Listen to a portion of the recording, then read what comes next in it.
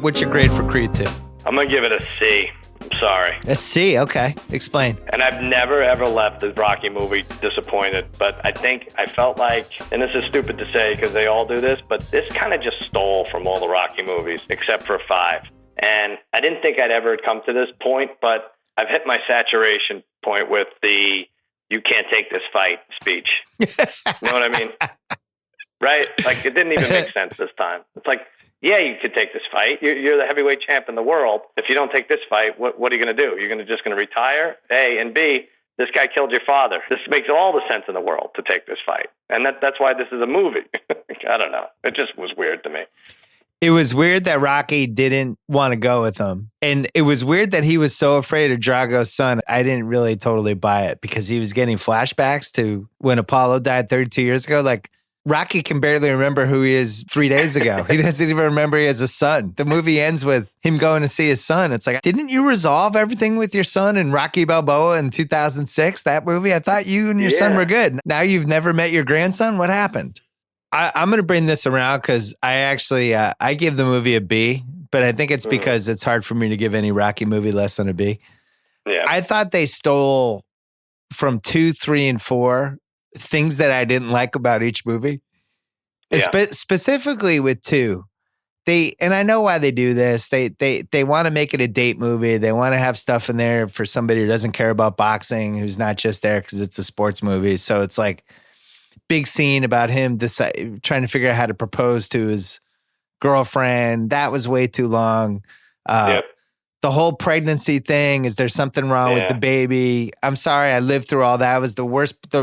That whole section in Rocky 2, when Adrian goes in a coma, is the longest 15 minutes I think of my entire life. And, it's too sappy. It was all too sappy. Yeah, and it was like, and then the baby can't hear. Like, that was, all right, a little tension. Oh, there might be something wrong with the baby. And then and then there was something wrong with the baby. It was like, really? So there's something wrong with it. That's where we're going to go with this? Like, right. I know. Can I just see you be, can you just be Drago's son? Do I have to get sucked into this plot with something's wrong with your baby? Like, just be Drago's son. All right. And the other thing is, I need Rocky to punch somebody in every movie. I need it to happen. I don't care if he's 72, 82, 92 years old. That scene with Drago when they meet up for the first time again, we reunite, that was crap. Just they have some stern words. He should have thrown him up against the wall when he said something about Apollo's picture or something. He just looks too much of like a sad sap. All right, we get it. He's destitute. Yeah, sure. There's no autograph signing sessions that he could hit up for $15,000 a pop. He has to live in that terrible apartment with the light outside that doesn't work. You hit that over the head way too many times already. We get it. He's poor, but does he have to be such a sucker? Like, I don't know. I'm so happy you brought this up because I had a 15-minute conversation about it with my friend Hershey this morning. Mm-hmm. Both of us are so upset that Rocky doesn't have more money. First of all, he was the champ. I know he took the Rocky 4 fight for no money in Russia, which was one of the biggest mistakes anyone's ever made in the history of any movie. But he certainly made enough. I know he got defrauded and he lost money from whatever, but we live in a world now where nostalgia is its own business. And it's not just like the autograph signings and like Roots of Fight, who's a really awesome clothing line that the Ringer's like slightly involved with. They made us some sweatshirts. They've sent us some stuff. I love their stuff, but they get involved with a lot of like Muhammad Ali and who's the boxer? Mike Tyson, but heard of him. Mickey Ward. The thing is, Rocky should have deals. He's Rocky Balboa. He was the heavyweight champ for like 7 years. He should be on like TV. He shouldn't be this sad sack in this crappy apartment who just has this empty restaurant. I don't understand. Where's the manager who looks at Rocky and goes, Rocky, just give me 10%. I can make you $3 million a year tomorrow. Right. Just stay with me. We're going to have a Rocky video game. We're going to do a 30 for 30 about the Russia fight. Like, there's so many different ways for Rocky to make money. Come on, Rocky. The money part of it is all over the place. So you go to Apollo's wife's house, and it's beautiful. It's this mansion. It's the best house you see in any of the Rockies. And then Rocky's in there waiting for the kid, and he's like, "Oh, this could be you. This could be all yours." Like, Yeah, why isn't it all yours? Why are you living in a shitty apartment in Philadelphia, Adonis Creed? Like you've already made more money than your old man just for the 2 fights we've seen you in. You know, right? You're the champ. It doesn't make any sense. And by the way, Canelo Alvarez just signed for $360 million with the Zone or whatever. Right. Creed versus Drago, the rematch doesn't make Creed shouldn't that make him $100 million? Right. And doesn't Rocky get a cut of that?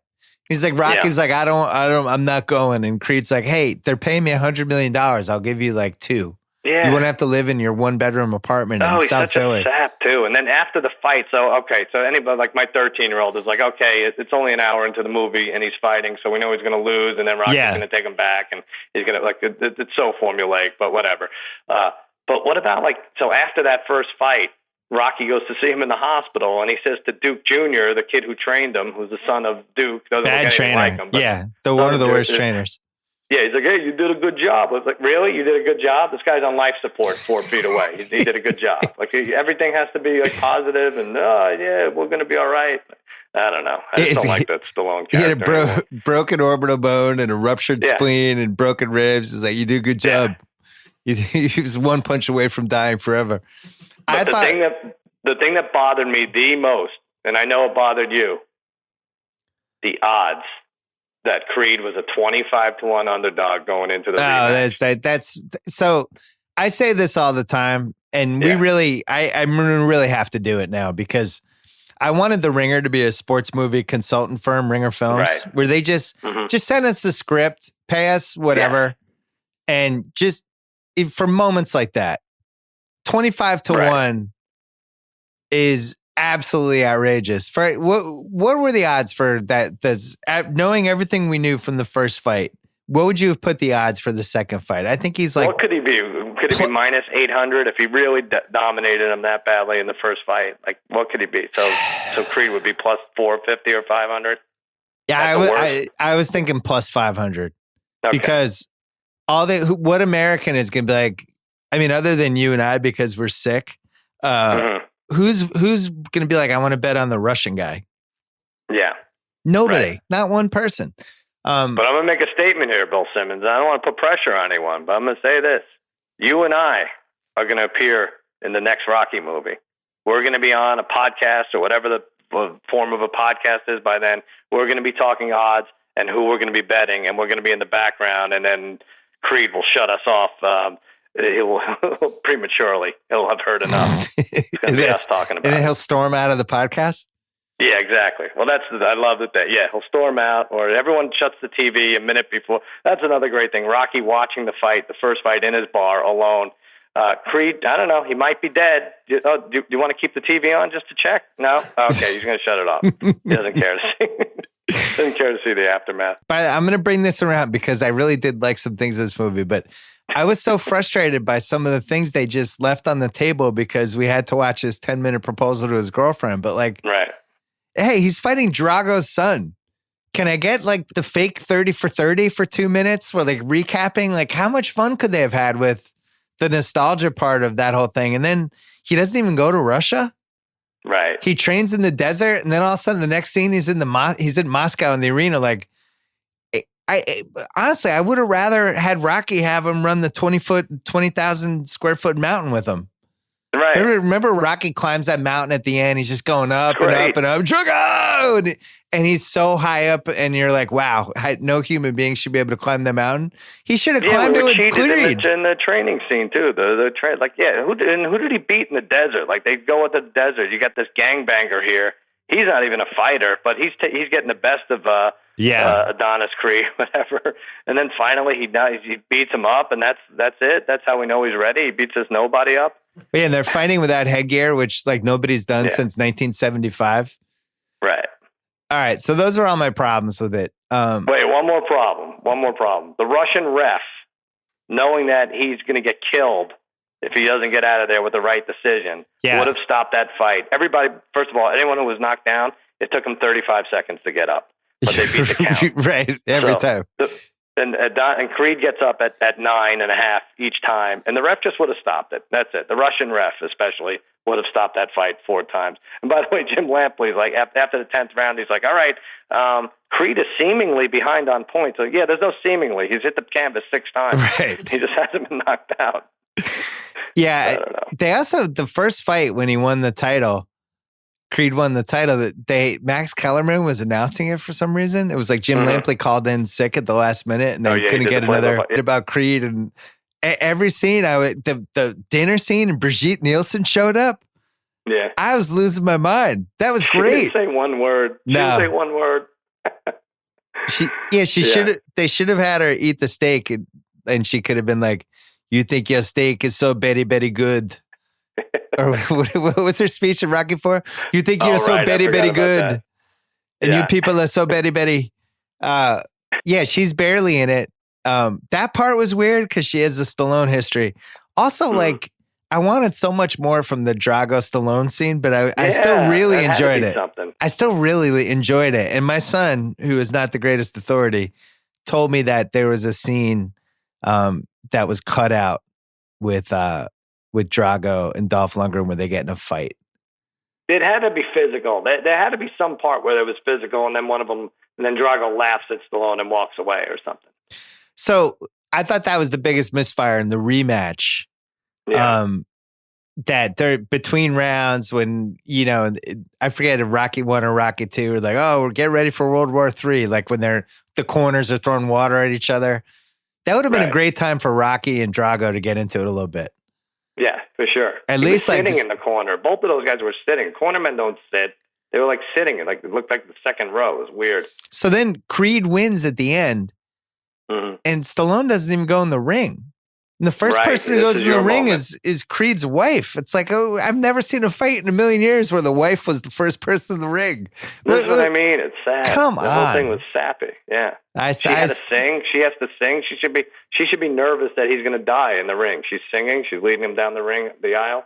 Well, they're trying. They're trying. But I will say this: he looked great. He looks really good in the ring. That's what I liked about it. Michael B. Jordan could fight. He's good. It felt a little rushed. It felt like the movie came together quick. And then they just were filming it and trying to figure out some stuff on the fly. I thought they left some really good stuff on the table, especially all I cared about was the Drago stuff. I love the press conference. I thought Felicia Rashad was great. Yeah, she's really good. I thought she was actually the biggest surprise of the movie, but I still enjoyed it. She has that great house. I don't know how she's the only one who was able to keep her money. It's amazing. I still enjoyed it. What did you think about the end with Dolph Lundgren and Drago's son, whatever his son of Drago? It was jogging in the streets of Russia. It's a new Game of Thrones character. I don't know. It was a little bit of it. It was fine. It was. I thought that we were going to get a close up of the towel, and Stallone was going to have a decision whether to throw it in, and it wasn't that, but. They went the other way and made it. By the way, I hope we don't spoil this movie for anybody. Well, that's why we left it at the very end. That's it. I was okay with it. It didn't make a ton of sense. He's screaming at him, "What are you doing? Don't give up. What are you doing? I told you to knock him out." And then he turns on all of Russia. All of Russia rooting for the Americans always weird. Anyway, what do they care? Yeah, the Russians love to. Did you like that? The Russians love to root for Americans. Yeah. I thought the other huge miss was when she came out when she was singing before the second fight. Do Living in America. Do the James Brown homage. Do the 2018 hip hop version of Living in America. Like wink it. Wink it back to 86. Just do it. 85. Everything else. Why not? Yeah, why not? And also like if all these sons are involved, son of this, son of that. Oh, this part I didn't realize this. Where's the son of Paulie? Where's Paulie Jr.? How is he not a cut man? The son of Paul. You think he had a son? I think he had an illegitimate son who's now the cut man. Think he laid down with a woman at some point? I'm supposed to believe Duke Jr. I can't believe Paulie Jr. is the cut man. The closest he had to a son was that robot in Rocky. Was that Rocky 4 or 5? I don't know what that was for, right? That was great. If you had to rank the Rockies, what's one for you right now? Now, I'm not saying all time. I'm just saying if they're all on TV right now and you're in a hotel room in the Bahamas. 3. Stop talking. 3. Number 3. Yeah, that's my answer. Three's the best. It has 3 fights. It moves faster than all of them. There's something for everybody. Hulk Hogan, come on. I think 3 is one of the best 10 movies of the last 40 years. There you go. No, I really do. It is the most entertaining, satisfying sports movie, start to finish. Every scene is great. Everything has a purpose. Every new character that comes in is just like the best possible version of that character. When Mickey dies, it is one of the whole all-time holy shit movie theater moments I've ever had. I could not believe Mickey died. Rocky losing was stunning. Everything about it was just classic. With that said, Rocky 4 is irresistible to me as well. When it's on. The what? It's irresistible. Rocky 4.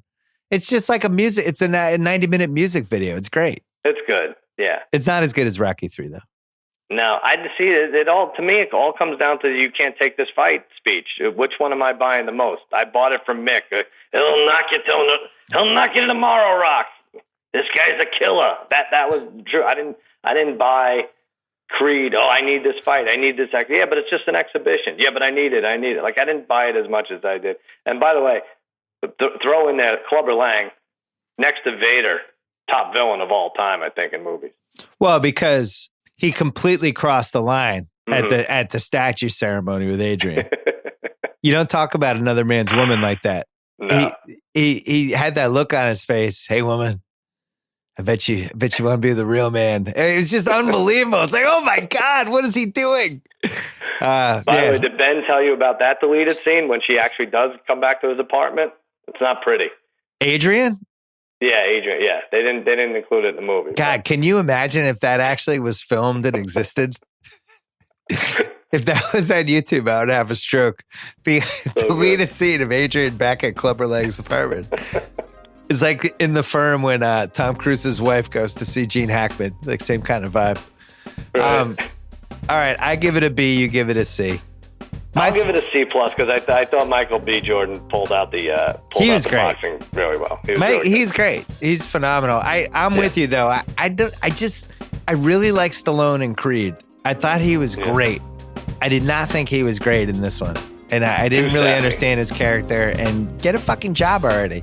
It can't just be the restaurant. Go get a clothing deal with somebody. Right. Makes no sense.